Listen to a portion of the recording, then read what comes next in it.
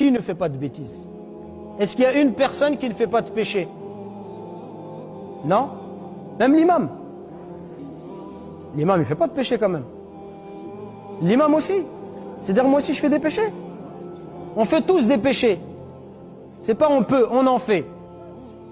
Mais c'est même pas on peut, on en fait. C'est sûr même. On fait tous des péchés. Le prophète il nous dit que tous les enfants d'Adam, ils commettent des péchés. Et les meilleurs, ce sont lesquels? Ceux qui se repentent. Donc, c'est justement parce que tu fais des bêtises, comme tu dis, parce que tu fais des péchés, que tu as besoin de la prière. Pourquoi on a besoin de la prière? Pour deux choses. Tout d'abord, la prière, c'est ce qui va nous donner la force spirituelle d'arrêter les péchés. Inna salata tanha anil fahsha'i wal munkar.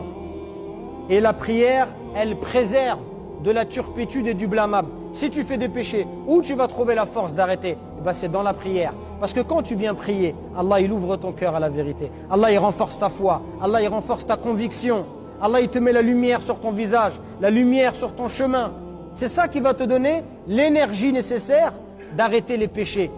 Tu as besoin de force pour arrêter les péchés. Parce que le péché, c'est avant tout une lutte au niveau de ton cœur. Tu dois arriver à détester dans ton cœur ce qui t'attire.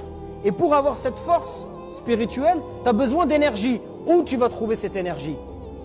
Cette énergie, tu vas la trouver dans la prière.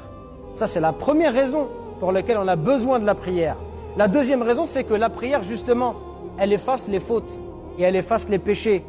Allah Azza wa Jalla nous dit dans le Coran, et accomplit la prière.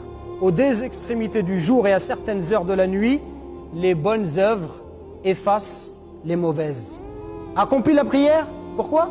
Aux deux extrémités du jour et de la nuit, les bonnes œuvres, elles dissipent les mauvaises. Cela est une exhortation, c'est un rappel pour ceux qui réfléchissent. Allah il nous invite à réfléchir.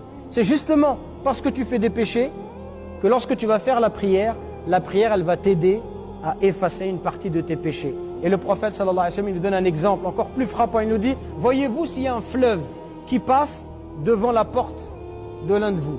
Et 5 fois par jour, tu vas prendre une douche. Tu vas te baigner dans ce fleuve.